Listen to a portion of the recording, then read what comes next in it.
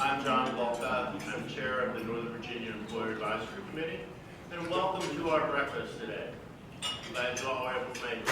We have a nice sunny day, clear traffic so far. Glad you're able to make it to join us. We have a great program this morning. We have a number of distinguished guests that we're very pleased to have. But as a moment, due to the news last night, I'd ask for a moment of silence for State Senator Craig Dees, as he's in hospital at the University of Virginia in Charlottesville, and for his family. So please, a moment.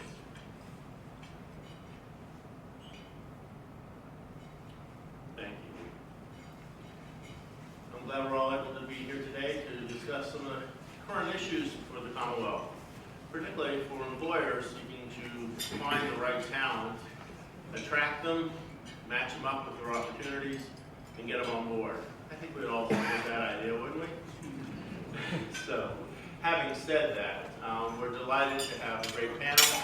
And what I'd like to do before we get started is introduce both the managers of the Virginia Employment Commission offices in Alexandria and in Prince William County, and that is Dottie Brown in the back, who's going to come up here,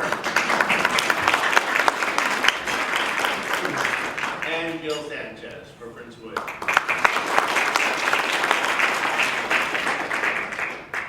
Having said that, we have both Gil and Dottie are going to take over from my role in a moment to introduce you to the special guests we have today. And boy, do we have some special guests. So, Dottie, it's your turn. Come on up here. I'm Gil Sanchez, manager of the Prince William Virginia Employment Commission office.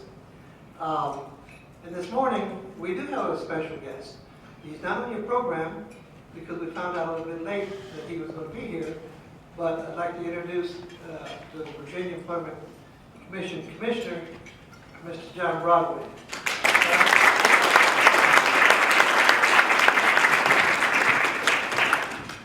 Well, thank you, Gil. Well, yeah, I don't have prepared remarks. I just wanted to say how glad I am to be with you today. It's always good to go out and around different parts of the Commonwealth. And it's always so much fun driving up here in the morning. Actually, I came last night. I've been up here enough to know better. I'm going to start out early in the morning. But the Northern Virginia EAC is certainly an example of the best of our EACs around the state. And you've all been active for many years, and I think serve as an example for other areas of Virginia. And when I go around and talk to people, I'll sometimes say that oftentimes when people think of BEC, they think totally of our services for people who are out of work, our claimants. And of course, that is much of the function that we play. But on the other hand, we're here to serve employers as well. And we try to reach out to you when we can and provide services and let you know what we can do in partnership together. And this is a great example of that. So I just want to say glad to be with you today. I'll be around this morning and hope I'll have a chance to meet you. Thanks. Thank you, Commissioner, for your support. I do want to say I see familiar faces, so we want to say a shout out to our Skills Source Center and David Hunn, the WIB Director. Thank you always for your support. I want to thank the WIB Area 11. If they're here from the Arlington Employment Center, thank you as well. I see employers that continue to support us, and NOVA, Virginia Employment, NOVA Community Center, thank you. Thank you. And now I would like to introduce and tell you about the professionals from the central office of the Virginia Employment Commission. First, we will have a presentation from our keynote speaker, Mr. Jeffrey Brown. He is the Workforce Services Director, and he came to the BEC in October of 2012. There's so much of his expertise and experience, I want to direct you to his bio, but I'll say a few things about him. He served as a governmental liaison for the George H.W. Bush and Bill Clinton administrations. He is an avid fly fisher. He loves his naval career in aviation. He has over 1,500 hours of jet and helicopter flying experience. He served at, and taught at prestigious public schools in the United Kingdom, and he is just a wealth of experience, and we're glad that his career and his journey led him to the VEC. Also, I want to talk about Ms. Marilyn Carter. It's befitting that she is the Employer Services Manager because she has served employers finding the qualified job candidates and assisting them in every way of her 20 years experience here. So you will hear more from them today. Yep. Thank you. Before we bring Jeff up here, I'd like to introduce our two employer panelists that we have this morning. We have Clifford Colley here from CACI, and he's a military recruiter. He's been working with the Virginia Employment Commission for several years, and he is a user of this Virginia Workforce Connection that we'll be talking about today. We also have Pamela Ayers from US Foods, who's also a user of the Virginia Workforce Connection system, and she works at the Manassas facility, and she has conducted many tours of her facility in Prince William, and also has been very active in working with the Virginia Employment Commission. So we'll bring them up in just a few minutes, but first, okay? To tag team here. Yeah, it is. Great.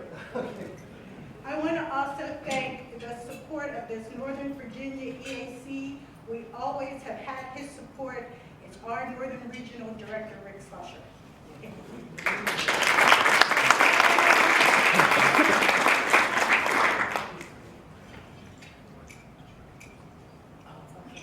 Let's also recognize our Northern Virginia EAC Board. Our Chair, Mr. John Vilka. Our Vice Chair, Jim Thomas, where are you?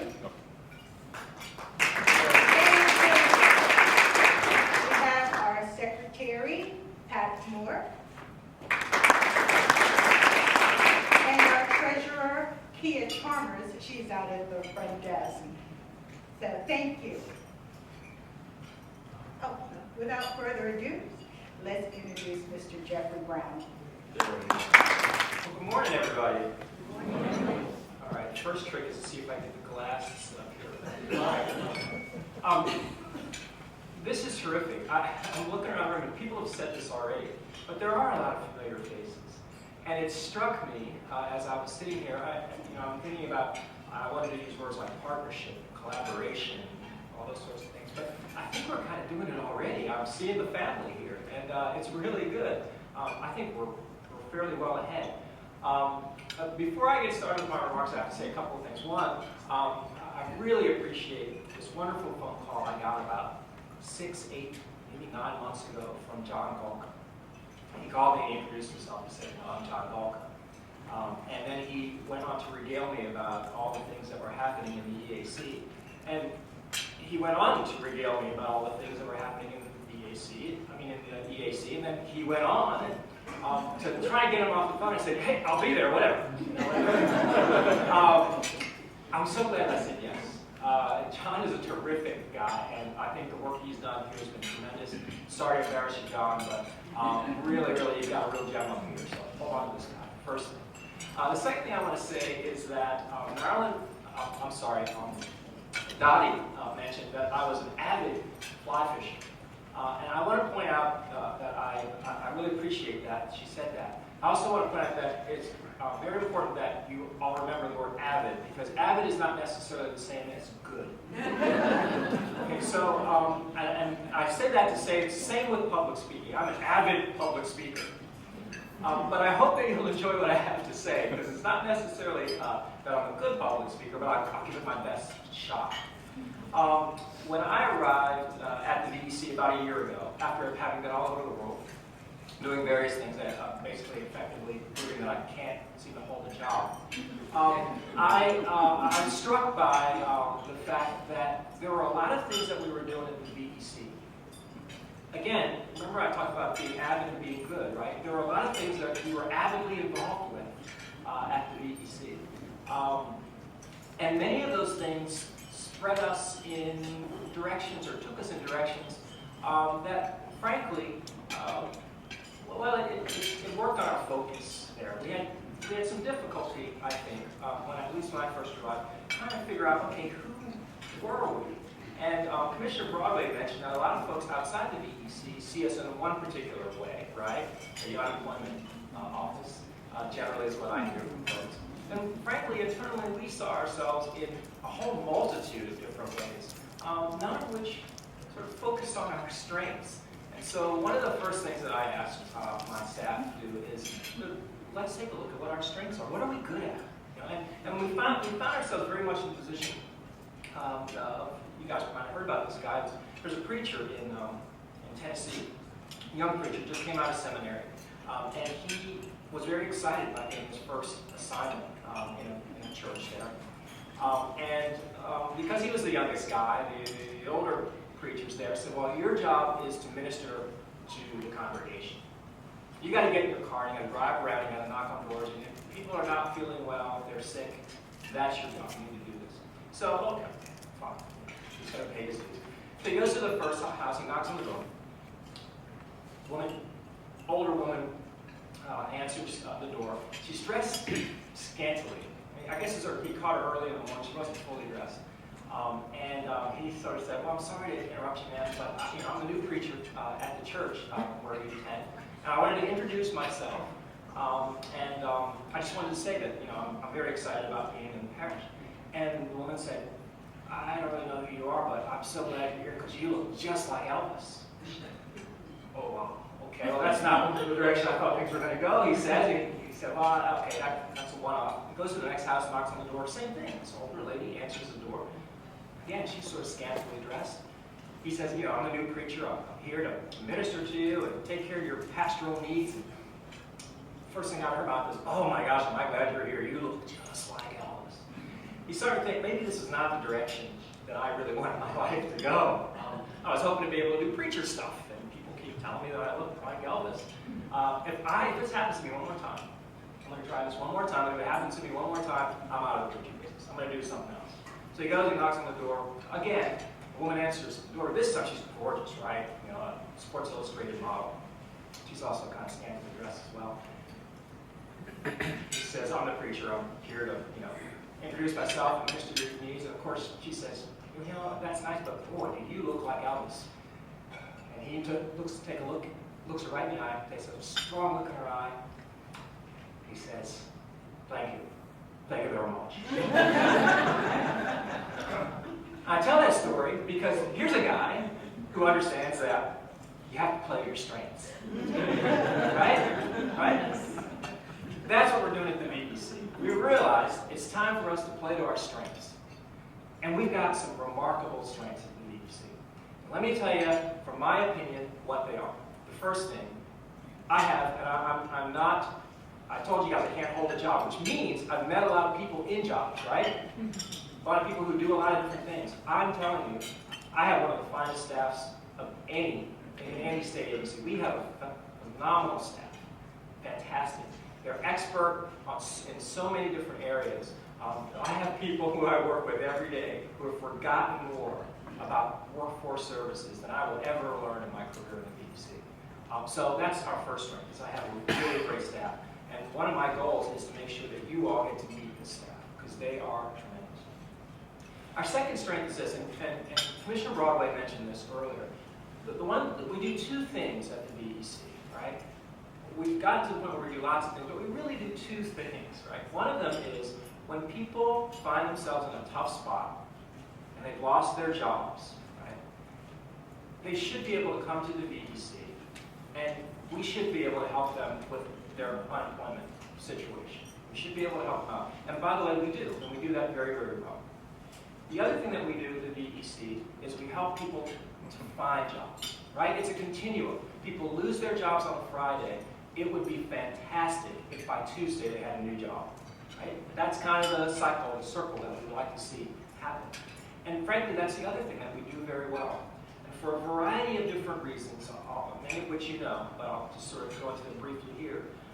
We have taken our eye a little bit, a very little bit, off that second ball, which is helping people find viable, suitable employment so they can take care of themselves and their families quickly.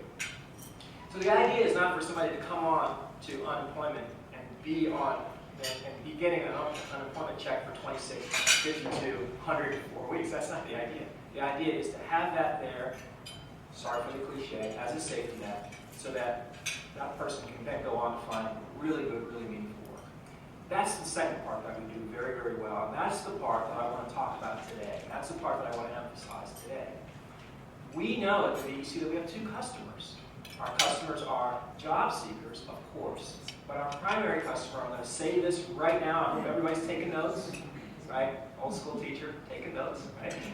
The second thing that we do, the second customer, I'm sorry, the second most important customer is the employer, right? Now, I was an English major, and so I'm not real good at math, but I think that if you do the math, you'll figure out that in order to have jobs, those jobs need to come from somewhere, right? You want to have 10 jobs, they need to come from somewhere.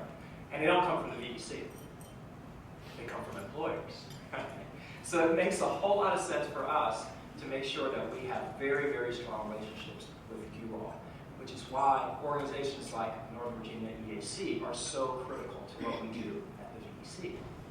And so this is the journey that we have embarked upon for the last year. My staff, you guys who are here on the staff, please feel free to cover your ears because I know you guys have heard this, I don't know, 1,000 times or so. But our focus in workforce services is jobs. Matching real Virginians with real jobs. Now, you all are sitting out there saying, well, yeah, Jeff, that kind of makes sense. But I think you would be surprised within the VEC, within the bureaucracy, at how easy it is to lose focus on that. How easy it is to listen to, for example, the U.S. Department of Labor, who says, well, these are the things that we want you to measure. We want you to measure these couple or three things. And forget that the point of the VEC is matching people with jobs. The classic Wagner-Pizer job exchange. And that is what we're refocusing on.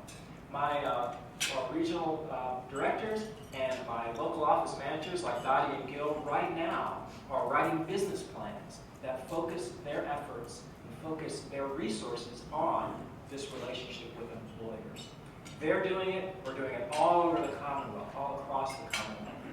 And it's an important shift in our vision, if you will, at the VEC, that now we want to make sure that we put the appropriate resources in the areas where they need to be so that we can strengthen and frankly have a long-term look at our relationships with you all, the employers. The presentation you're going to see today from Marilyn is really, really an important first step there. But I need to emphasize that this is, I hope, just a first step. Marilyn's going to give you some really great information, and I'm hopeful that it will be helpful to you. I'm sure it will be. I also want to say, though, that this is just the first step, right?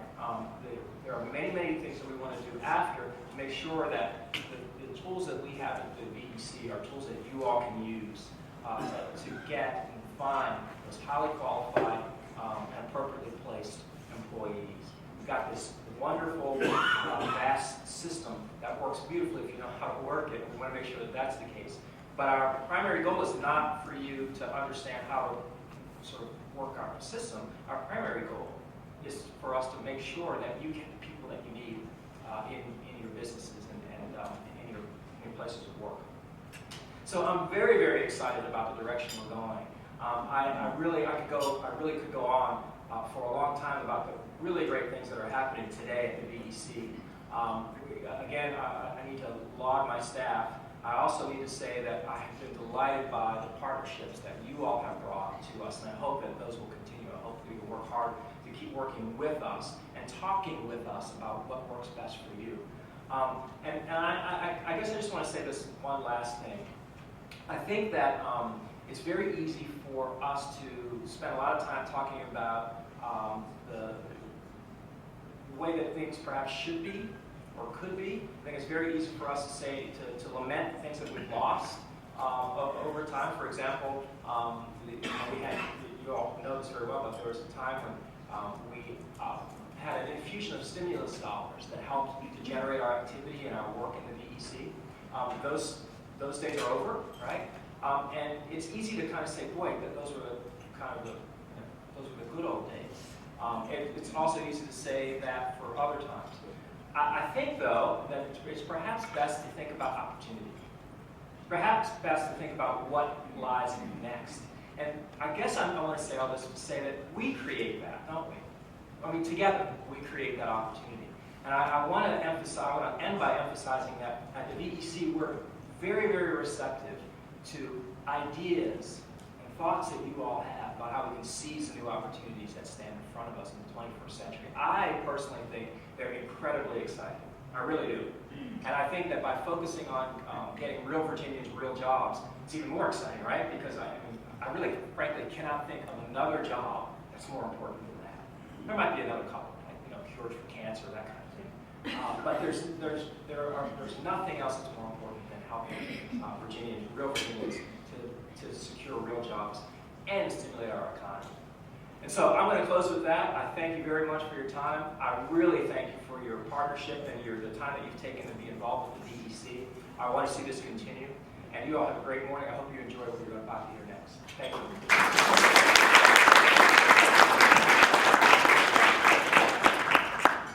Now, Jeff, I'm going to turn to you this morning as we go through with our program. I'd like to welcome Pamela Ayers to join me up on the stage, and Mr. Cliff Collier. He's on his way. He's on his way. Yes. Okay. We'll do that. And Miss Marilyn Meyer, I may have you join us. And even though Jeff was very kind with his words about my efforts, it would be nothing to say that without the rest of the board, with Jim Thomas, with Kia Chalmers, and with Pat Moore, and all of the VEC core team, I couldn't have done nothing. So it's best to spread it around. All right. Well, thank you for coming and being on the panel with us today. Thank you for having us. It's a pleasure. Now, we're tasked with discussing what the VEC's current tools are for employers to reach out and seek the right talent, get them on board. Pamela, you have experience in having worked with the system, with the Virginia Workforce Connection. And Marilyn, we're going to turn to you to help us tell us what it is for those who haven't seen it. Before we get there, I want to ask, how many of the employers in the room have worked with the Virginia Workforce Connection? Just raise your hand. That's what we thought. Okay, that's why we're here. To make the rest of you aware that this tool, this online system is available, it does work, but more importantly, what does it really need to do to make it work for you as an employer? So Marilyn, can you give us a little background? And before we get there, I want to ask you to say a little bit about yourself. I am with U.S. Foods and Manassas. We are a food service distribution company. We distribute to local restaurants, hospitals, military bases, small mom and pop restaurants, and large restaurants, some of the chains. Some of our major customers now are Ludo's, Foster's, Five Guys. So if you've ever eaten at any of those locations, the food came from my building. We have between 1,200 and 1,500 customers in our customer base. We employ 307 individuals at our building. That includes drivers, salespeople, warehouse people, and our office staff, which includes finance, includes purchasing, includes inside sales reps who take the orders from the customers. So this is a very bustling business. We are busy on a day-to-day basis. We send out between 62 and 75 trucks a day. As a matter of fact, as I'm sitting in traffic this morning, one of my trucks was on its way to make a delivery. It passed me. So we have been in the community for over 20 years. My building is over 20 years old. I have people with longevity of 30 years within my company. So that I find is a very unusual thing anymore within a lot of corporations. But we are a very large corporation with 60 divisions across the country. So our corporate headquarters is in Rosemont, Illinois. But we are continuing to grow and evolve and diversify our product mix and our customer base to service the needs of the community. Thank you. So your company provides the peanuts, the Five Guys. Yes, we do. Thank you. Peanuts, the burgers, the oil, and the fries. Yes, we do. Very good. And all the, well, actually you have a whole lot of different types of fries. Yes, we do. We probably have probably 100 different types of French fries within the building, which is a lot of French fries. Fry they want. Hey, Marilyn, tell us a little bit about your group and your involvement with the Workforce Connection. Well, I'm the Employer Services Manager, as you probably read on the screen already. And what we try to do is to help employers find the people that they need to work with them the most efficient way. And, you know, as employers, I know you understand that the bottom line is what counts. You need to get people in that are qualified. You need to have a diverse pool to pick from. And with the Virginia Employment Commission and using our tool, the Virginia Workforce Connection, this allows you the opportunity to be able to do that. Our team across the state works with employers to make sure that you get those people that you need the most efficient and cost-effective way. Okay. Can you give us a little snippet of how the online system works in terms of its primary function? What does it enable us to do as employers?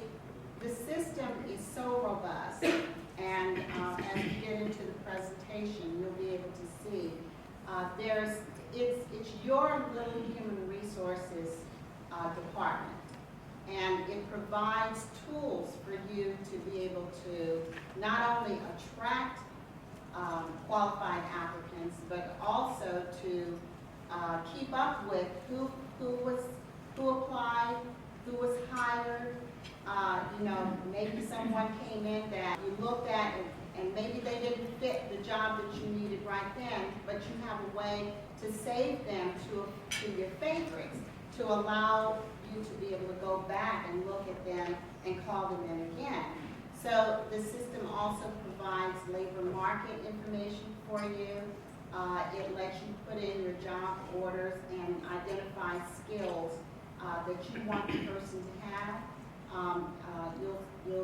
You'll see we have interview questions that can help you with your screening up front. And, you know, if you work in human resources, you know, sometimes when you're trying to filter through all of those applications, it's a job, it's a chore. So the tool helps you with all of those tasks. Very good.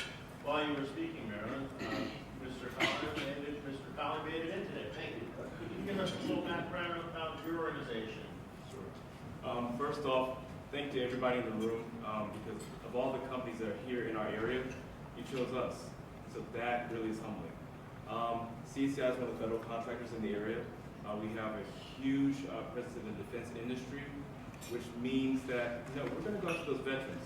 But not only that, a lot of our work is in the Northern Virginia area, which also means that we have to partner. We have to partner with all the Virginia entities that are represented here in this room and in the audience in order for us to be successful. Because it's the people that we can hire from this group, the ones that you help us hire, that make us successful. This is how we make our profit. So CCI, over 14,000 employees. My position is to help veterans make a transition between military service, either just coming out of the military or having come out of the military sometime in the past, to find out how they can be brought into CCI. Thank you. And I know we have in the room some of the veteran organizations that try to be on the other side to connect with your firm and others around town. So it's going to be, we'd like to get your comments as we go forward. Thank you for coming today. We're going to turn to you, Cliff, as well, to give us your insight in working with the Virginia Workforce Connection. And what we can do here is make a forum for going forward, as Jeff said, as the first step to improve the process and make it really maximize for all of us to benefit and hire the right talent. So Marilyn, I want to turn back to you. You've given us the 30,000-foot view of what it does, and can you tell us from the employer side what they would see in terms of the online system and how it works? And the fourth thing, think of it that all of us right now hopefully are getting a point where we're trying to look at how to improve our workforce. And by that, primarily, add more, bring on the right talent. And that hard part is attracting the right talent and then identifying how do they fit with what we need? Well, with that, I'd like to go ahead into the presentation. Please do. Today, we're going to go over an overview of the Virginia Workforce Connection, VWC, the registering and recruitment services, job posting, virtual recruiter. I'm really excited to show you that because that's a really fantastic tool for you. And briefly about labor market information. Actually, the labor market information that's available is a whole presentation by itself. I have a lot to cover today, and the main thing is that we want to show you how partnering with Virginia Employment Commission and using this tool can help your bottom line, as I said earlier. So what we're going to look at, it's all about connecting, and we've heard it over and over, partnering. So we want you to, these are a couple of websites that we want you to bookmark when you are working with us. This, if you haven't seen this before, this is our homepage for the Virginia Employment Commission, one of the websites for you to bookmark. And the website links to services for employers as well as job seekers. For employer services, there are several ways to get to the same place. So the first place is the employer tab on the green ribbon. And when you do that, that takes you into employer services. Also, it has a flyout menu that you can pick from to give you an idea. And I'm going to go through these quickly because I want you to have time to ask questions. But you have the menu that you can pick from here. And also you can scroll down on our page to the quick menu that allows you to go to the quick links here. And you also have news and press releases available. The employer page actually gives you more than just job services. As you can see, the Virginia Employment Commission does much more than just unemployment. The clue is Virginia Employment Commission, not unemployment, although that is something that, as Jeff said, we do very well. It's all about using the tools to match the job requirements and the skills. When they all come together, everybody is successful and you get hires. That's our goal. What we want to do at the Virginia Employment Commission is provide an interactive opportunity for you to recruit and use this tool successfully. This is another website here that we want you to bookmark. Now these are a few statistics that I believe I took those on the 5th of November.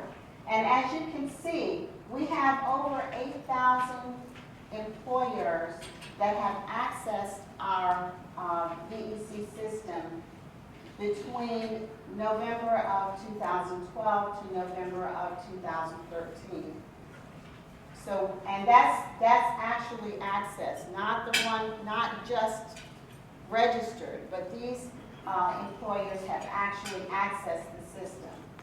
We have job openings, over 9,000 job openings, total of over 76,000 total job orders, and all these statistics came from a report from our system.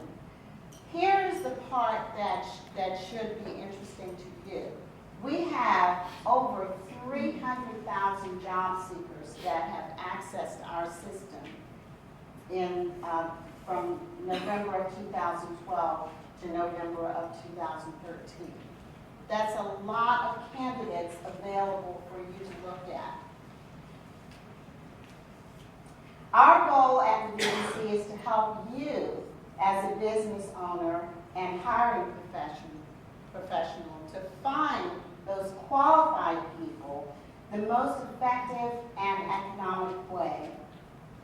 Now, did you know that these are the things that we want to make sure that you leave here today having this in your toolbox? You can post jobs online. You can do it in a suppressed fashion, which means that our local office staff is available to help you. Dottie and Gil are just two of the offices in our 33 local offices across the state that have fantastic staff that are just waiting to be able to help you with your recruiting process. There's a built-in message center in this system that allows you to notify potential applicants while you are still in the system, while you are searching. You don't even have to go out to your email unless you want to. There's a built-in message system where you can send a message to that potential applicant right then. When you're reviewing the candidates, you will have the ability to rank them according to suitability. And you know, if you're anyone in HR, if you've done any kind of recruiting, you know you don't always get the most qualified people that say, okay, I'm going to apply for this job. So it's a chore to go in and have to sort through them. Am I right? And so this system gives you that tool to be able to rank those applicants that come in to make it easier for you to go through your selection process. If you come across an individual that you would like to consider or reconsider later, you can always save them to a favorites list and go back to them later on. When a hire decision has been made, all of the results can be posted right here in the Virginia Workforce Connection. Now, that allows you to be able to potentially reduce unemployment fraud. Also, by collecting the data, right there, you have a historical record of the job listing, who applied, who didn't get selected, who got hired. Any federal contractors in here? Anybody ever hear the word audit? Okay, did I get your attention? The interview and screening questions is a feature that allows you to present questions up front that the candidate needs to answer before they can go on with the application.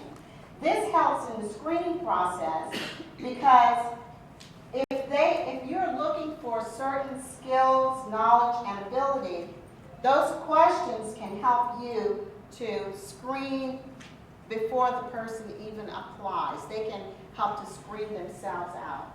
The questions can be in multiple choice, true and false, or yes and no format. If you have a need for security clearances, you can preview applicants who have a security clearance only. You can search by that. How about the need for specific information to build your job description?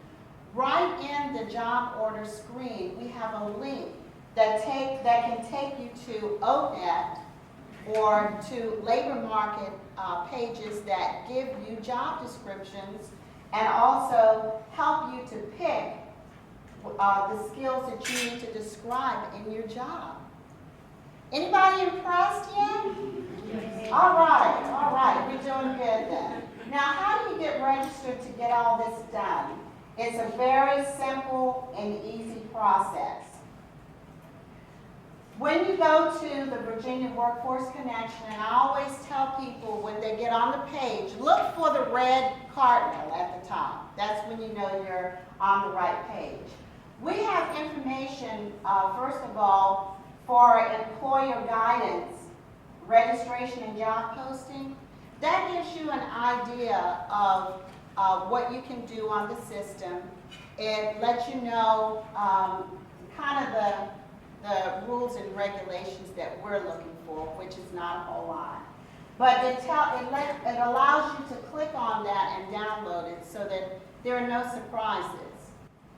We do have the not registered. If you are a first-time user for VWC, you click on the not registered link, and then that allows you to create a username and password. Now, you have an option to go in as a guest without signing in. When you do that, it gives you a chance to look around the system, but it doesn't give you access to any really vital information. You can't get information about any of our clients until you actually create a registration. So what you would do is click on Employer. You would create a username and password. Once you do that, then that gives you access to applicants' information. That's under option 2.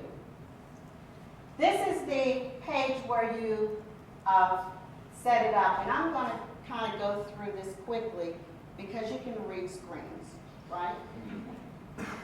There are instructions on the screen to let you know how you need to set up your username and password. Like any website you go on nowadays, you capital letter or not, and with special characters and numbers. So you go ahead and set up your username and password. You decide what that's going to be. You provide your company information, and with your company, when you're putting in your company information, just a little trick here. We use the federal ID number for your company to kind of verify that you are a viable company registered to do business in Virginia. And that's one of the ways that our staff in central office check to make sure that we want to protect our job seekers as well as our employers. So that's one of the ways that we do that. The zip code determines, the zip code in your company, for your company location, that determines which one of our 33 offices that you will be assigned to. That helps our staff because when you create your account, they want to be able to assist you in every way that they can. So by using the assignment method, using the zip code, that helps them to be able to identify which employers are in their area and which ones they need to contact so that they can help you out. When you're putting in your address, just a little trick about the address, after the street address, type the city and state, and then skip down to the zip code, and that will populate your county and country for you. You need to verify your mailing address, put in your contact information. This is going to be the primary contact on your account. This is the one that if we have any questions about anything that's happening with your job orders or to assist you, that's the person that we're going to call. The company information identifies who you are as far as the NAICS codes. When you click on that, you get a whole list that you can just pick from.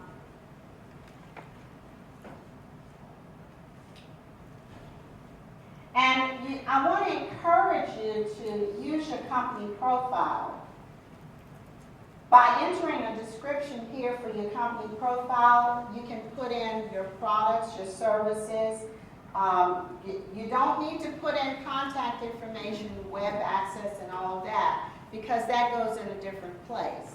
But this is information that the job seeker also sees. So this is a way to attract them to let them know that this is a good company to work with. Your benefits that are available in your company can be entered on this page as well. If there should be different benefits depending on the job that you put in the system, you have that flexibility of changing that, because when you put your information here, it populates in the job order, but then you have the flexibility to change it if you need to. That's it. That's your registration. Simple, easy, right? So now, where do you go from here? What's next? These are the things that you can do once you get registered. If there are additional work site locations besides your primary location, our site will allow those work sites to be set up and displayed on the job orders associated with the work site. Additional contacts may also be assigned and to the specific work sites that they're going to be responsible for.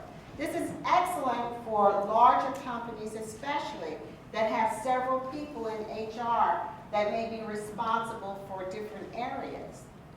So you can compartmentalize all of this information and make it easier for you to handle.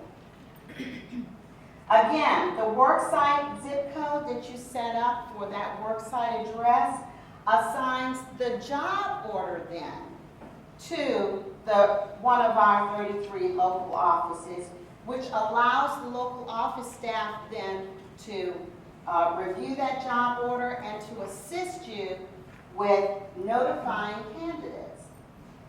Multiple candidates with or without logins increases efficiency for job order management. Would you agree? You've got several people that can look at them. Some of them will have login privileges so that they can change things. Some may have just the privilege to just look at it so that they can keep up with who's applying and what's going on with the job order. So this is the kind of flexibility that the system allows you to have. This is very good on the introduction to make it open to the employers in the room to see that it's easy to get into. I think in the order to keep things moving on time, we're about halfway through our program. I'd like to focus on the job listings and how employers can put their content in, and then get some feedback from the employers on how they're actually using it. All right. I think you said there's 9,100 open positions currently in the system today, Yes. and we have 300 some odd thousand Virginia residents looking for jobs. That's correct. That imbalance tells me two things. We need to increase the number of job listings in the system. You got it. Yeah. That's why we're here. And Cliff was telling me that he has, his firm alone has over 1,000, how many, Cliff? 1,274 open positions. So Wow. that's over 10% of your 9,100 positions in the current system. That's just one firm. That's Now, right. we have 81,000 employers in Northern Virginia alone. So we need to change that imbalance and let them know how this works, and more importantly, get them engaged in participating. Is that a reasonable proposition, folks? All right. And that's what we'd like to see also. The more jobs you can put in, that means the more people we can get back to work. Well, we're going to talk about the other part where the BDC can be helpful, and that is the quality of the resumes that the employers see. Because that's the other part of the match process. All right. So let's focus on how to get positions listed, and then we'll go from there. Thank you. Okay. So as we proceed through with the job orders, you will see areas already populated from your corporate information that we already looked at that you put in. Now, again, with our system, there are several ways that you can get to the same place. So when you finish with your registration, you can click on to create a job then. You can also click on the quick menu for managing jobs. You can click on the employer profile. At the top, you have pull-down menus or menus that you can open up. You can go to human resources. the Human Resources folder, and you can click on job orders to add a job order in there. And they essentially, you choose the one that you feel comfortable with or you like to use. Because all of these ways will get you to the place where you can create a job. This is our job order page. It allows you to see the jobs that you've already created. If you see here, as you see here, the show filter criteria, once you click on that, it allows you to see any jobs. So you have a historical record of all the jobs you've created. Again, that word audit, ring a bell? So you can see any of your jobs that you've created. It allows you to see all the open and available jobs. Another selection is jobs that are no longer available, expired, the ones that have been filled. So it gives you a chance to see the status of where you are with your jobs. You make a selection from the list once you click on that, hit the pull down, and then you click on filter and it shows you the list of your jobs. Now, we want you to understand that when you click on the add the new job order, that's when you get the pages to fill in the information that you want the job seeker to see. This little red, you'll see this red message at the bottom. We are a vet-friendly state. And so once the job order is entered into the system, the business has to be verified and approved, which we talked a little bit about that with your federal ID number. And the veterans rep and other staff will go to a file search. Once you add your job order in, they will send out notifications to the veteran job seekers that we have in the system. Also, veteran job seekers can see the job orders right away. It goes on what we call Veterans Hold.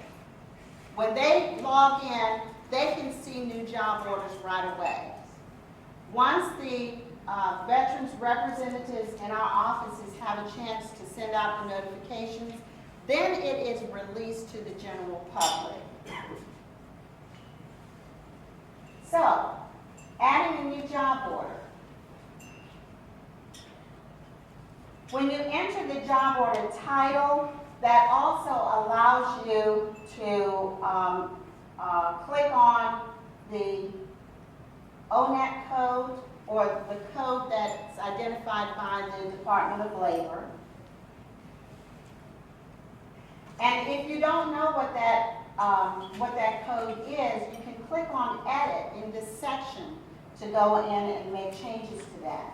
You can select the work site location, specifically from the jobs by selecting from the list. And these are the work sites that you yourself identified and put in. So once you have put those in, for each job, you can go in and select where that job is going to be. The zip code, again, assigns the work site to the specific local office that's closest so that they can assist you with your recruiting. Add or modify contacts for the job. Just the same way you have the list for work sites, you can also pick from a list for your contacts. This also allows you to identify whether or not you want, how much help you want from the VEC staff. If you need for our staff to help you with your recruiting, then you can put that in here to have staff help or not.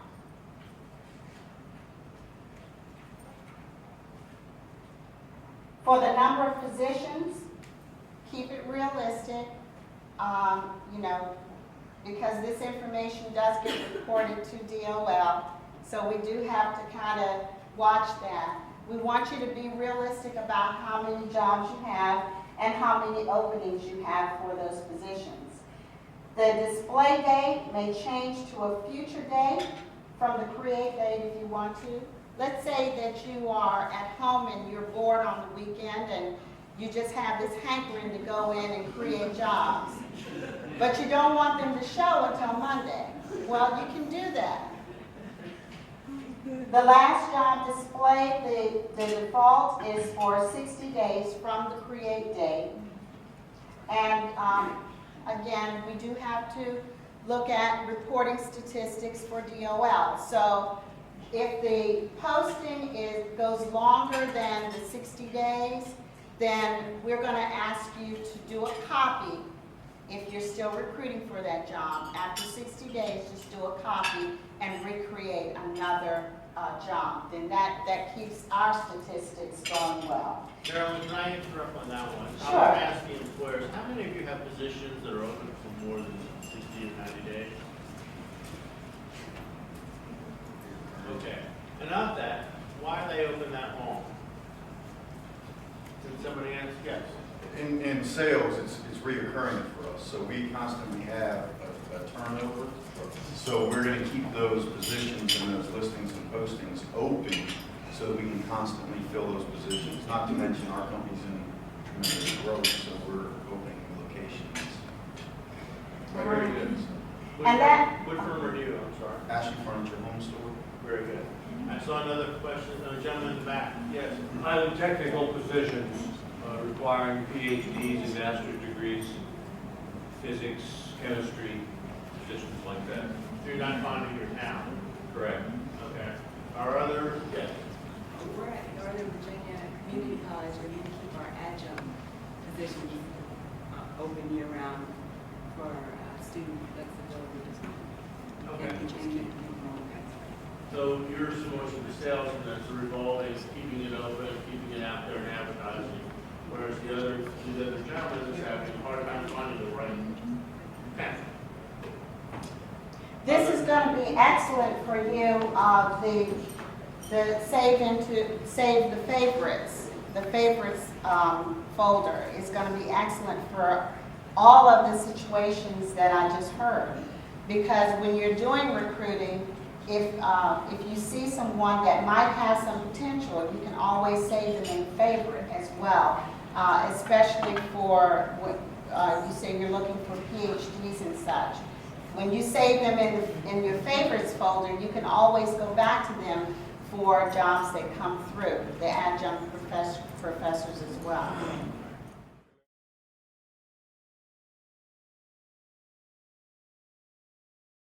Just the sales and the drivers are usually the ones that we usually, I guess, go back to between 30 and 60 days. Normally we try to keep them open for under 30 days, but we do usually have to repost for salespeople because like Ashley, sales can be a revolving door. You know, sometimes people really don't like it, and they like to change. So sales is usually where we get the most recurring postings. And I want to point out too that with the copy feature, Yes. And when I've you used it before. when you click the copy feature, it's one click and you're done. That's how easy it is. So if your job order has run the 60-day gamut and you still need to keep it open, you go to the job order, you click copy, and you're done. It assigns a new number and you're ready to roll. Okay, let's look at the job description. Now, somebody mentioned that, let me just put this down. Let's just go ahead. Somebody mentioned that you're having trouble, you may be having trouble finding the right candidates. Well, the more time you spend with your job description and letting applicants know exactly what you need, the more, that's going to be time invested wisely, because this will help with the matching process to hone in on those skills that applicants have registered in the system with. A one-line description versus really going into detail. Now, let me point out that this time that you've invested with filling in all this information, With the copy feature, if you ever have to use that job again or use that description again, it's a one-click copy and you're done. So you invest the time up front to put in a good job description because then you can use it over and over and over again. I didn't get into details about templates, but we also have where you can set up templates for job orders. The more time you spend initially, the better off you're going to be as far as your recruiting process. There are, maybe I can't put this totally down. There are text boxes that describe additional skills. So, you know, whenever you have extra things that you need, extra certifications or degrees, you can also describe those here. So the job order gives you a place to do that. We do have to adhere to EEO requirements. So, you know, our staff goes in and when we do review the wording that's put in on the job orders. How many of you knew that we could provide DMV records? Anybody? Did you know? We can provide you with DMV records if the job order requires that the person drive. Then we can provide that for you. Now, we, depending on what kind of job it is, you may need one specifically from DMV. However, we do have that relationship with DMV where the staff can print that out for you, provide it to the applicant to bring to you. Now, we can't just give it over to you, but we can provide it to your potential applicant. And Marilyn, that includes for a license as well? Yes, yes. Any kind of driver's license. Okay, anything that has to do with education, you can identify here. If you want to find out the typical education requirements for any job description that you put in your job order, it's just a matter of clicking on a link.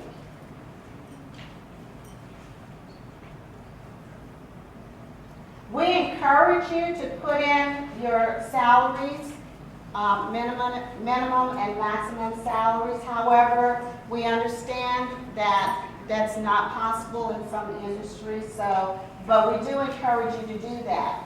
Sometimes you may be wondering, well, what does the industry look like? What does the labor market look like as far as what other people are paying?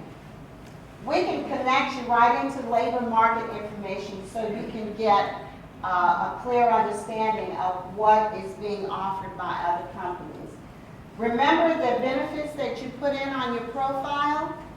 Once you get to your job order, those will be populated here in your job order. And as I said, if you need to change something for a specific job, you can do that. You have that flexibility. Here's where you identify how you want the applicants to apply. Now, if you want them to use the VWC resume that is online, and I think Mr. Golka pointed out that sometimes our applicants don't always put in a very complete resume, and we are working on that because the same way we have staff working with employers in our local offices, we have staff that are working with the applicants that come in to make sure that their resumes are up to par. But this is a way that you can tell them whether or not you want them to apply directly to you, fax in their resume. Basically, all of these options are available to you for how you want to see the applicant's information. You can also send them directly to your website. Now, Marilyn, on that point, I'd like to turn to our panel and ask them how they use the job listings. And Cliff, I'll start with you this time around. How do you use posting your position for CACI? When we post the positions, and I would ask anybody to talk to me after this to find out from our IT people how we're pushing that many jobs automated to the system. That is not me on a weekend. That's 1,200 some odd jobs? That is just one of the two-legged approach that we have. The first approach is by having those jobs out there as a passive recruiting approach. It's posting our jobs out there and it's making sure that people, as Justin may know, as soon as people see your job, it drives them to your website. If they come to your website and they see all the things that you have to offer, then they apply. That's passive recruiting. On the other side of that, however, you have the active recruiting side, which is, and she has not shown it yet, but how do you source the talent that's already in the database? She did mention, however, the quality of resume that may be in there, but the thing is, you're going to do the same thing if you're on Monster or Indeed or any of the other paid services that you're going to do here. Just because paid does not mean the high quality is there. So you'll find the high quality, you'll find the PhD level applicant, you'll find those that you're looking for as you get more experience with running the searches. I'll just say this, in case I forget later, do not go through this alone. Do not go through this alone. No, I say that with all sincerity, I kind of have a smirk on my face. You have Christy, Dottie, Gil, and all their associated staffs that are sitting here that always will look and say, Cliff, what are you trying to do again? Did you know there's a better way to do that? Hey Cliff, you're looking for this kind of applicant, let me show you how to run search. Or you know what, tell you what, let me just run search for you. Do not go through this alone, because your job is to go out there and you're finding that talent. Their job in the VC is to see the system every day and its multiple iterations and changes and permutations. You don't know the system like they know it, so please don't try to do this alone. Let me ask you, for the employers in the room, how many of you would take advantage of that opportunity to call the VEC staff to help you in using the system? Okay, so we've got, were you aware that you could do this? Okay. Pamela, your turn on this one. I have worked with the local office down on Miniville with the folks out of SkillSource. And even when I have folks that I may not be able to help this time, I answer probably 50 phone calls a day to see if we have any openings. And of course, I always direct them to our website. But when we post, we do direct them to our website link, which takes them directly into the company website and tells them everything about the company.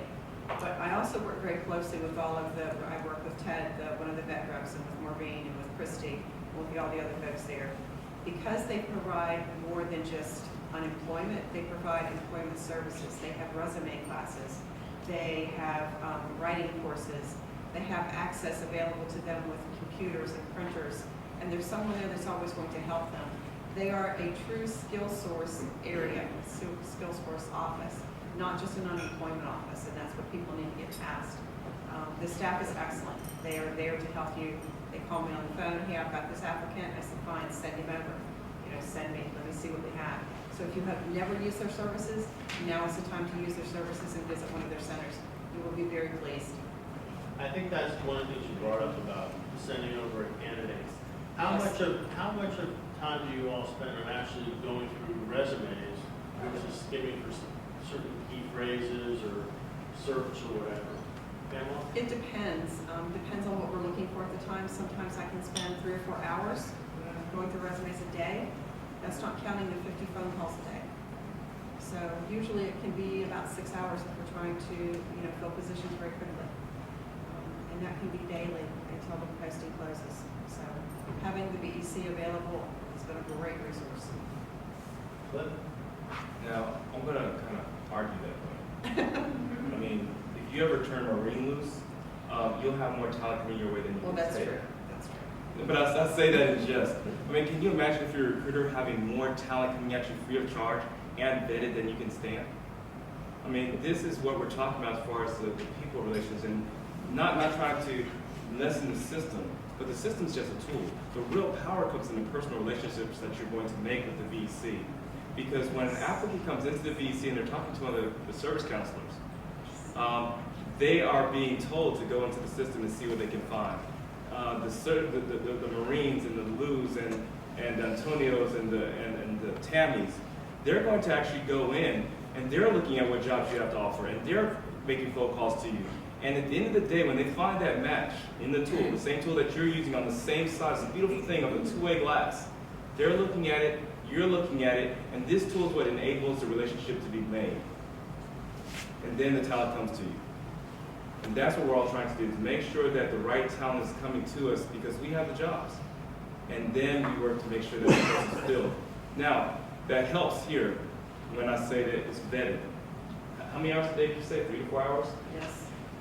I mean, we spend so much time trying to figure out where the balance is between how much time do I spend vetting resumes and how much time do I do actively sourcing for talent.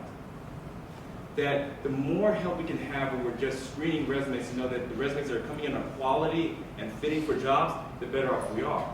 The less random input we have, the better off we are. Fonzel, am I saying that correctly? Okay. So then we can actually take that time that we have, that since we didn't have to spend time vetting random resumes, and now we can actually spend that time looking for exact levels of talent. Some of which we'll find here, some of which we just have to beat the street for, but we still need that time. And work with the VC and the people that they have on staff helps us with that. Very good. Carolyn, and gives you a step up on the next. Oh, yeah, and you know, just piggybacking on what you said, the virtual recruiter as well, because then you have a combination of the actual relationship that you're building with the local offices, but then we have the virtual recruiter that is on the system that, as we say here, keeps searching while you sleep. And so you can find the virtual recruiter when you go to your company profile and you go to the human resources plan at the top of the page. That's one of the places you can find it. When you open the recruitment plan folder, the virtual recruiter can be found there. It can also be found on your navigation, your left navigation bar, under recruitment services. And you can also find it under recruitment services and candidates. So once you set up, or the way you go in and you do searches for resumes, you can identify how you want to search. And we have pages and pages of ways that you can narrow in on the type of applicants that you want to find. I would caution you here that less is more. So the less you put in for screening, the more candidates you're going to get. But if your job is the type of job that pulls in hundreds of candidates, and as you say, you're going through hundreds of resumes and applications all day, then you might want to narrow your search according to what you have on your job order. If you have specifics like PhDs, or if you have, if you're needing security clearances, you can narrow in on that kind of search.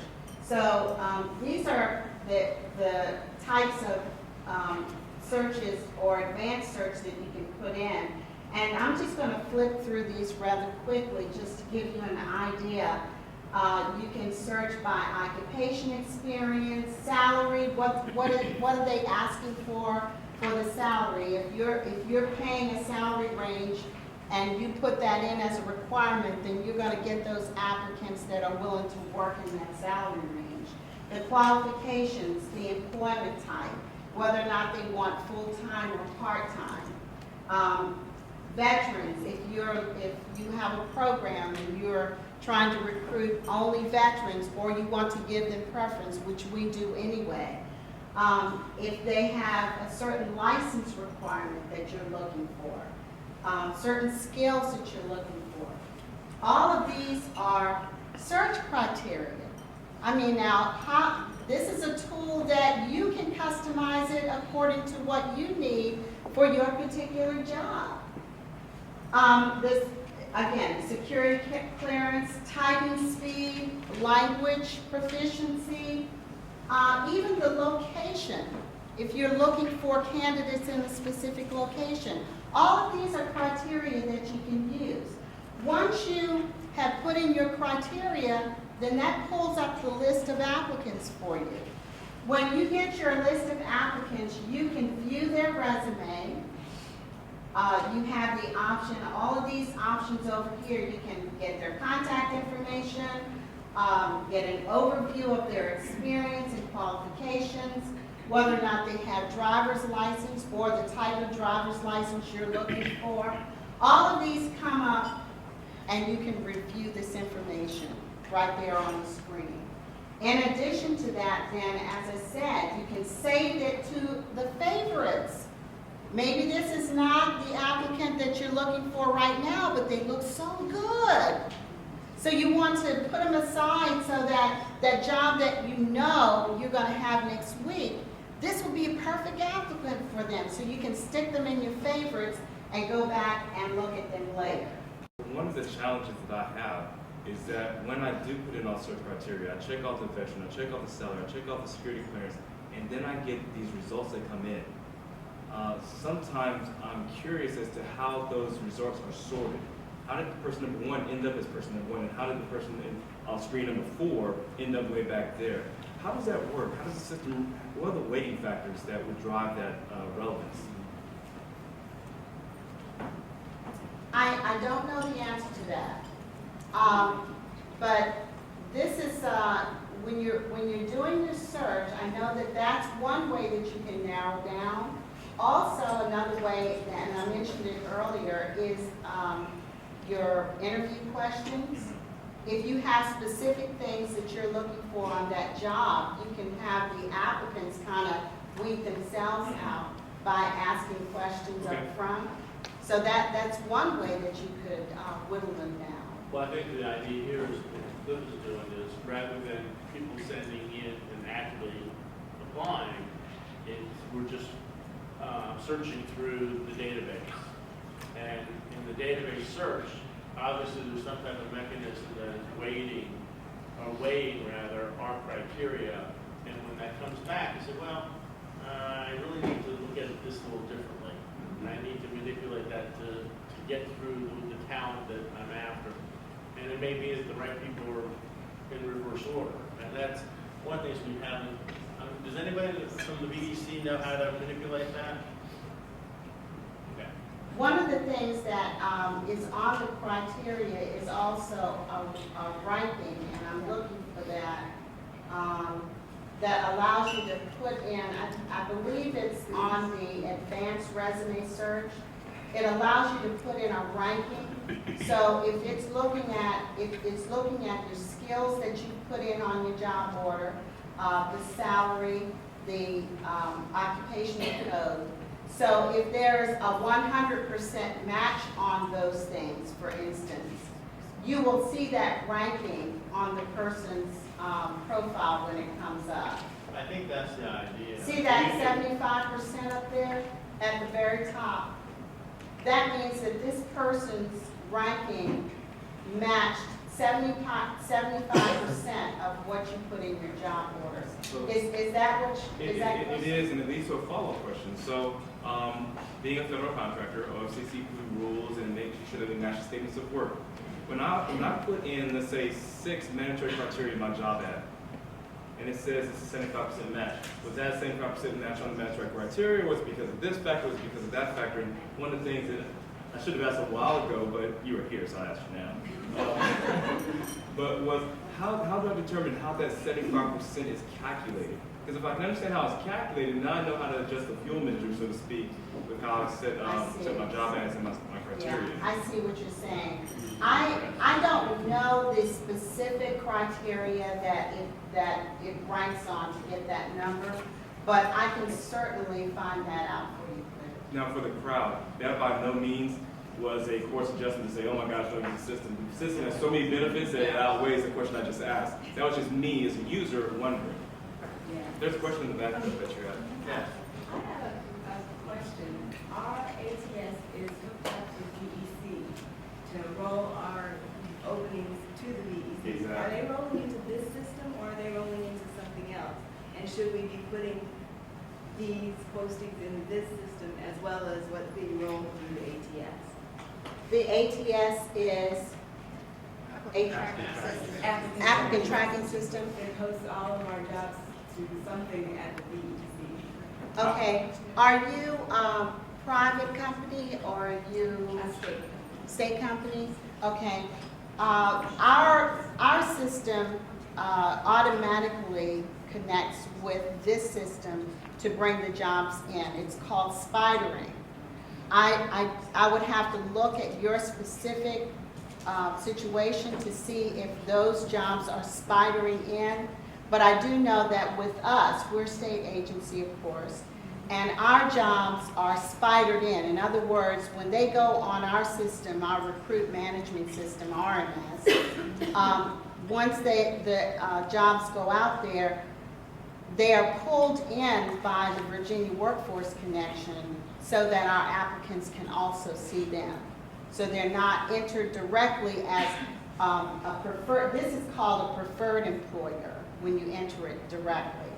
But we also have jobs that we pull in from other job boards. This is a good time to ask questions. Is it a good time? Okay. Yes, please. So really quickly, when I put a whole bunch of candidates in my favorites, how do I know that those are true active candidates and not one or two then fully found jobs? You don't. And there's no way for you to know that, really.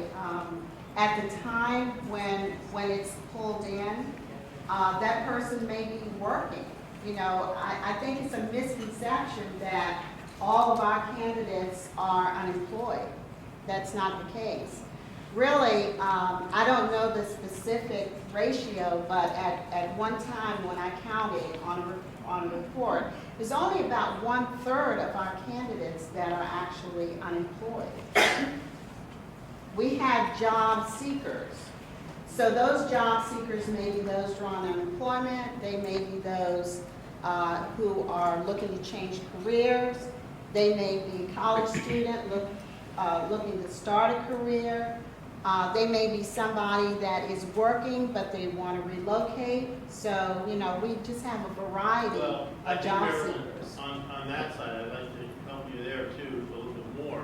One of the chronic things we have right now is underemployment. I don't know if you've ever experienced that your friends may be working, but it's part-time positions or more than one part-time position. And they don't really want to stay in that. They're looking for full-time employment. So they're keeping their applications within the VEC system, Yes. as well as Monster and everything else. So, and you're really not set up as a placement service. So VEC is not in that role to say, well, this person's out of the pool because they have a job.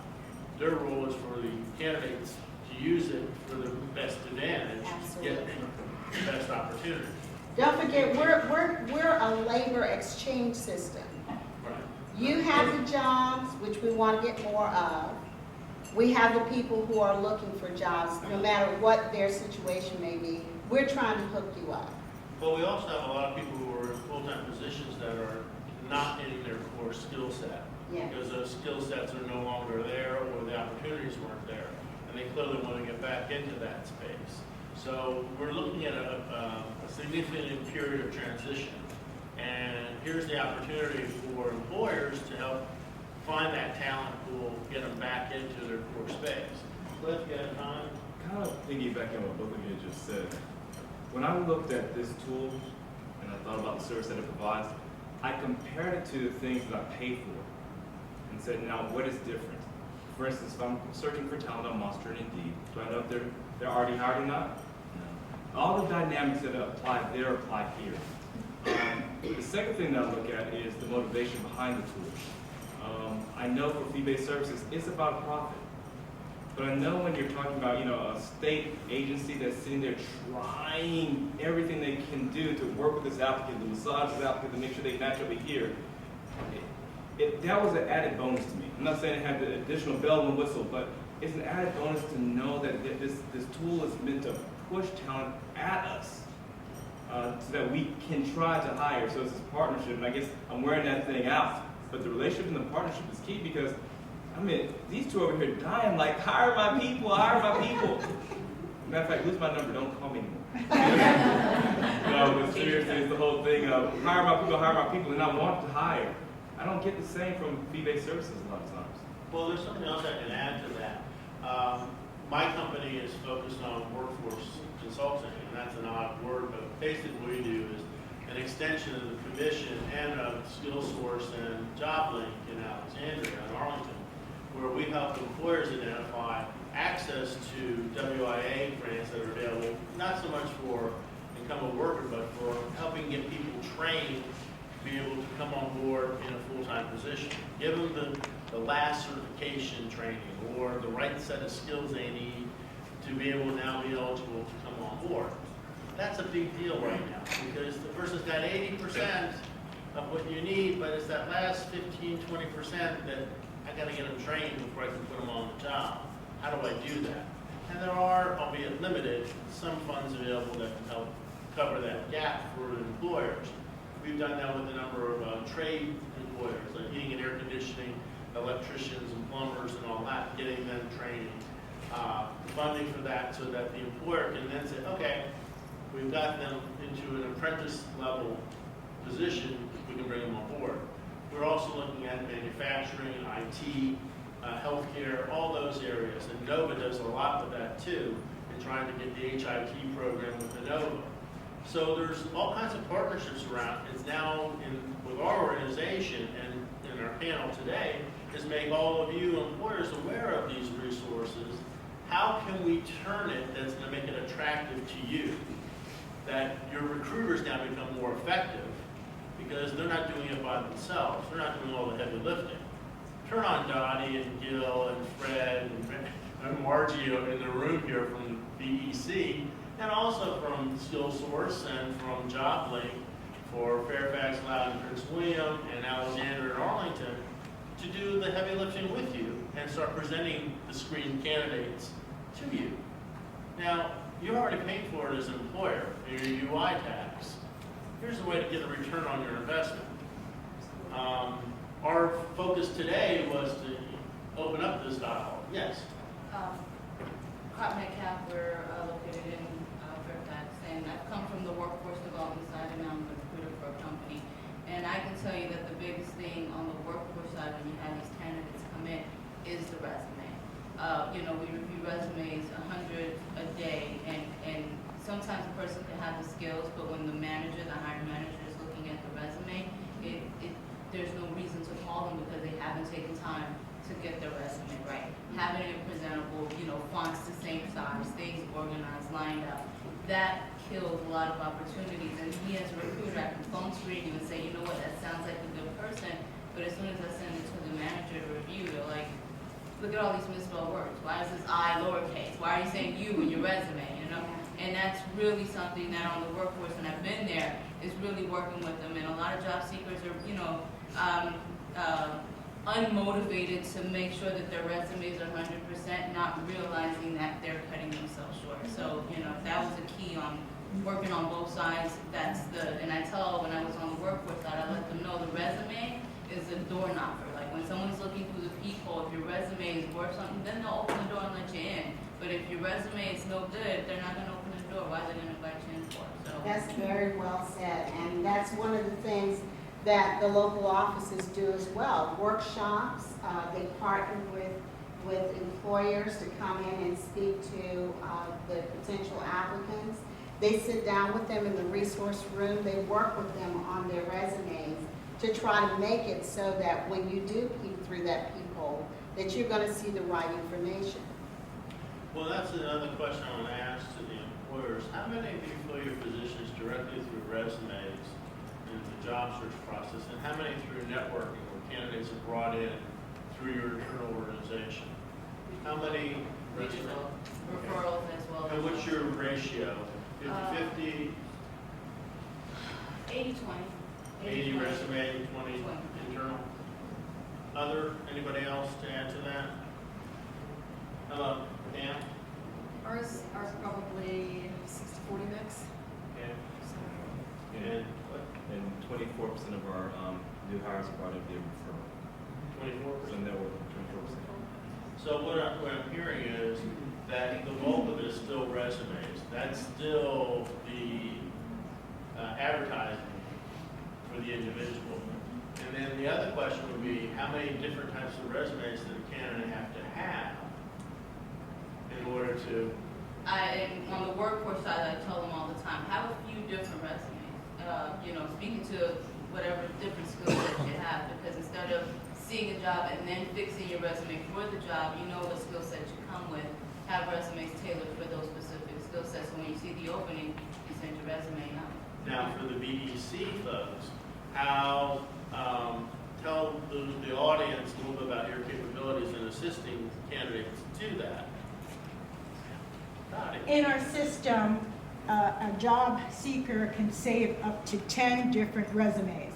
If you have many years of an HR experience, that's a long time to put on a resume. So you have the benefits, and you would have OFCCP, and you would save different resumes. And then when that position became available in our system, you would send that resume to that position. And that's how that works. And the keyword search on both sides helps with this, right, Dottie? Absolutely. Because as an employer, when you're using the keyword search, you know, anytime that keyword shows up in the applicant's resume, you may get a hit on that. Well, that brought, Cliff made a comment to me, and I want to turn to you, Marilyn. Can a candidate have multiple resumes active within the workforce connection, so that when an employer is searching, they're going to see all iterations of that candidate's? I believe you said 10, is that correct? 10 versions. 10 resumes. So they're all will be searchable active. Yes. when a request is put out by an Correct. employer. Yes. That's helpful. Now, based on that, and we want to keep ourselves moving, we have a couple minutes left for QA. Has this broadened your understanding of the capabilities here as employers? Did you say, yeah, we did? Okay. What are the things you see based upon this information that would help take the conversation further with using either the Workforce Connection or the BEC services? Tell me a little bit. I need the feedback. Do we need to? Now, I want to ask Mark, you had your hand up. Do you want to add something? Yeah, I'd say that one of my questions maybe for later, but I'd like to answer. Please. So I had a few different lives, you know, like a lot of people, and one of them is I describe myself as a BEC alumnus. I was actually on the business outreach team until I got an offer to work for a consulting firm as a recruiter for about a year and a half here in Fairfax. And I was, while I was doing outreach to businesses, I was literally giving this presentation one-on-one or one-on-three or whatever. Yes. You know, anybody that would listen in Northern Virginia during the, I would say, the depths of a recession. So there wasn't as much turnout then as there is now. When I was, so I got to convert that training from VEC to actually be a recruiter. I found this, you know, was great because of the discretion. Like, so we would post some general positions like administrative or receptionist or things of that nature on Craigslist, and you get the avalanche. You know, you go from 0 to 200 or in 2 days or something like that. And it's the chore is a nice way of putting it, I think. But with the Virginia Workforce Connection, you know, you had this tool you could turn on and you could search kind of discreetly, and then, you know, and find the individuals for that work site. In our case, we have one work site, so it wasn't paying to count jobs in there. But, you know, if you have multiple work sites, you could find people. You could search literally down to more or less where they live and or where they're willing or interested in working. You know, so if they're in Richmond and we're searching statewide, they'd show up. But or if they were in Gainesville and they didn't want to go anywhere else, they wouldn't show up if you were searching. You know, it was just in Chantilly. So it was really interesting that way, which obviously you can't do, I don't think, on any of the commercial, you know, job boards or, you know, God forbid, you know, Craigslist, to limit it like that. So I found that to be phenomenally challenging, or excuse me, phenomenally useful. Now I'm in actually the workforce development side, but as a partner to VEC, and what I would really love to see are two things. One is access to it. You know, the other workforce partners at the local, regional, and state level can't log into it. I've got to go to Alexandria or Prince William, even if I have a, you know, employer meeting, and I've been trained on it. You know, I just like that. I like, you know, I like access to. The other thing is, I'd like employers to have access to the mobile version. I know that Florida and South Carolina are already doing it. There's a mobile version, and I asked for that 2 or 3 years ago. I recommended that a couple times. Thank you. People thought it was crazy then. So, those are my 2 cents. So mobile being not only for a smartphone, but also for an iPad or a tablet. Exactly. I think a lot of employers are in that So like paradigm. on the weekends, it's a lot easier to sit there on the sofa and you can post your jobs for your. Yeah, why can I speak to that Sure. for just a second? Another reason that you're here today is that we're always looking for ways to improve our system. We have what we call our think tank right now, and we meet about every 2 weeks, and we talk about enhancements that can be done to the system to make it better for you and for our job seeker clients. So by all means, if you have enhancements that you want to see happen in the system, if you are using it and you go, you know, this would really be great if they had, please get in contact with Dottie and Gil and let them know. They are the conduit for getting those suggestions to our think tank so that we can then send them to our vendor to say, hey, you know, this would make it better for our client.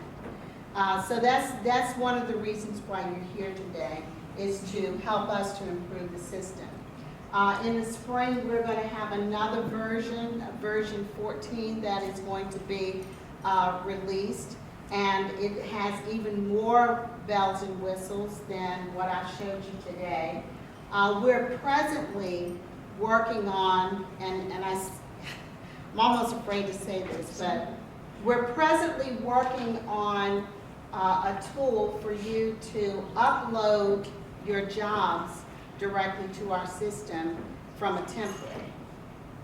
I didn't get any cheers. I'm disappointed. So, you know, we had that tool released in this version, but there were a few problems with it, and we've been working with our vendor to get those problems worked out, and we're looking forward to releasing that to you very soon.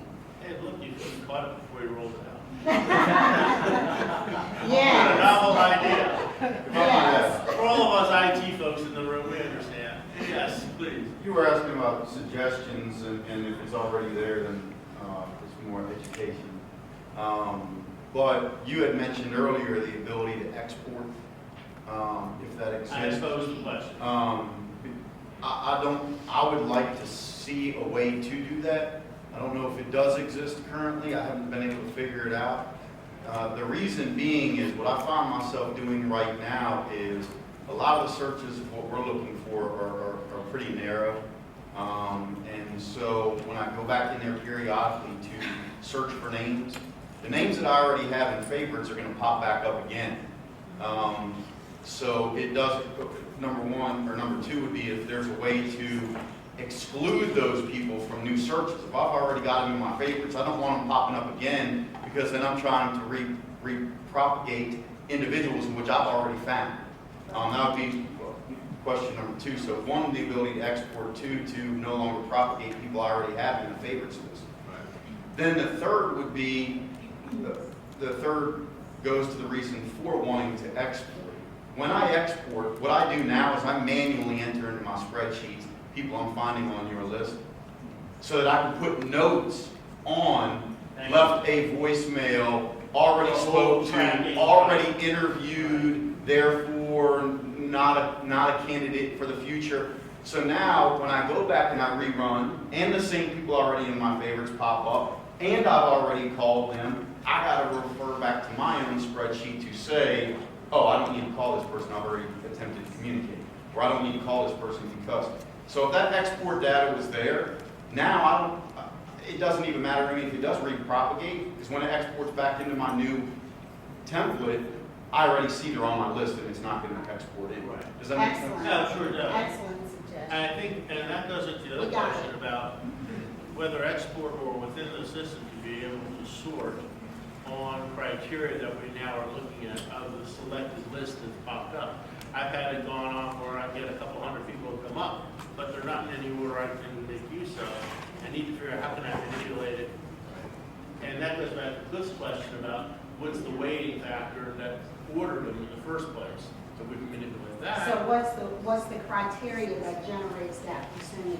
Right, if it's addressed, well, that's not really what I need. I'm looking at more KSAs, knowledge, skills, and abilities, and how is that weighted so that we can then look at it. Or let me sort of extract it, throw into Excel or Access or something and manipulate it, right? That would be perfect. Yeah, yes, sir. And in other systems, it's the reoccurrence of whatever your search criteria is.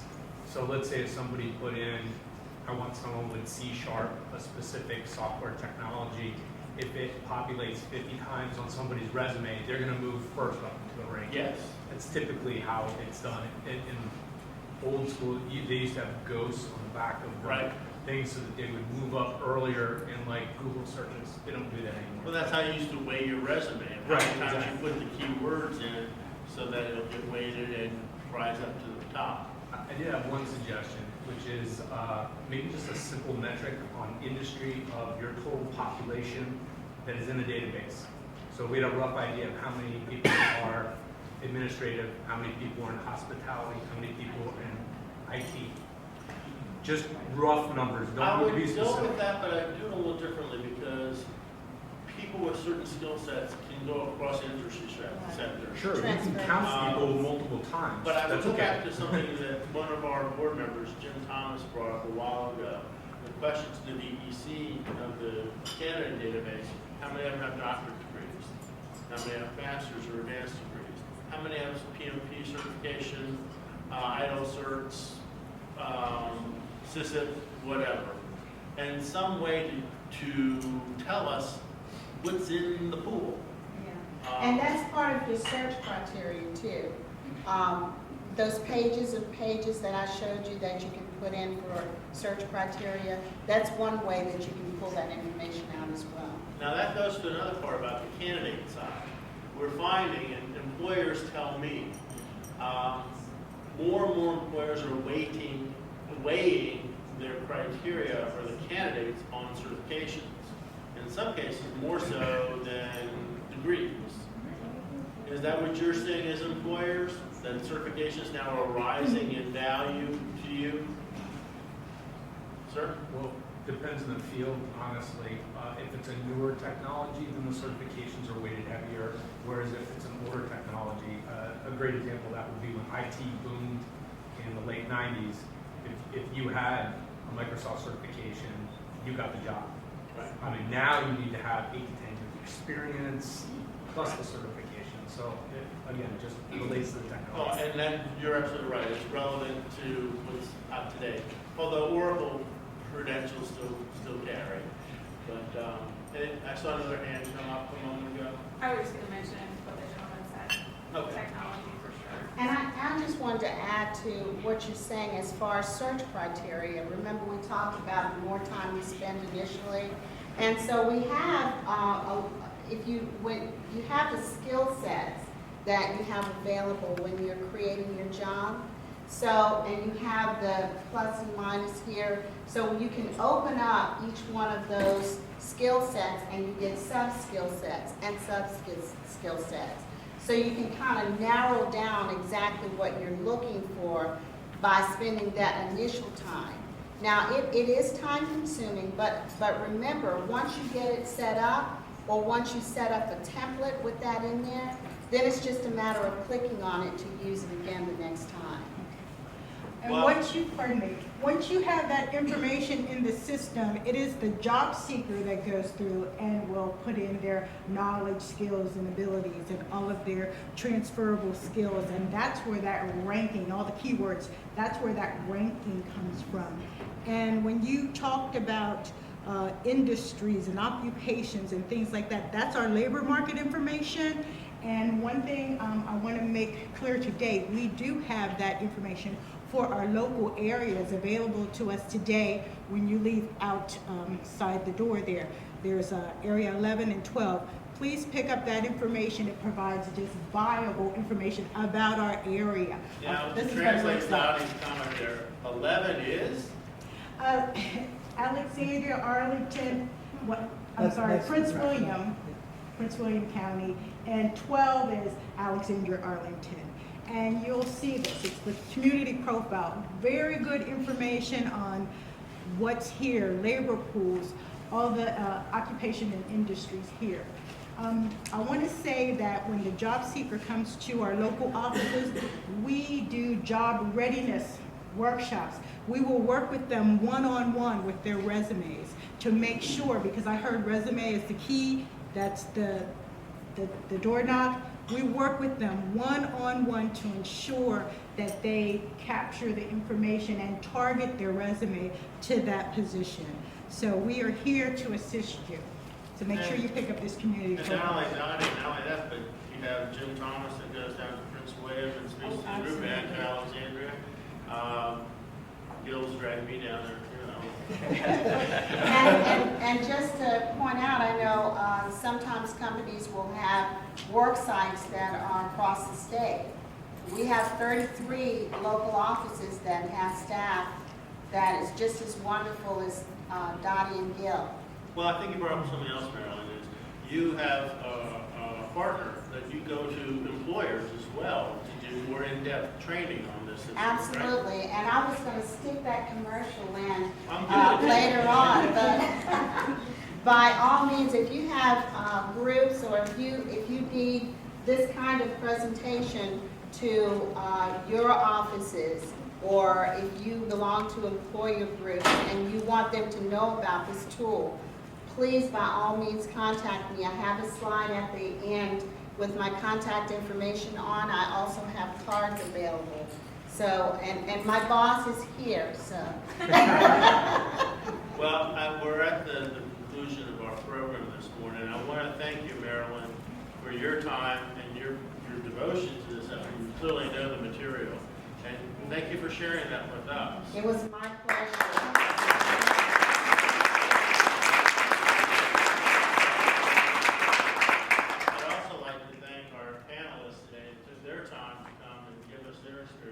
Pamela, thank you so much. Thank you very much for inviting us.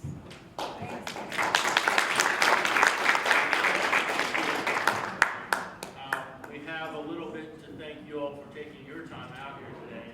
You're going to have my fingerprints all over it, but it is the EAC. We created a little plaque of glass to put on your desk to say evidence you dealt with us. I don't know if that's good or bad yet. We've done it in hindsight. Marilyn, for you as well. Thank you so much. Thank you.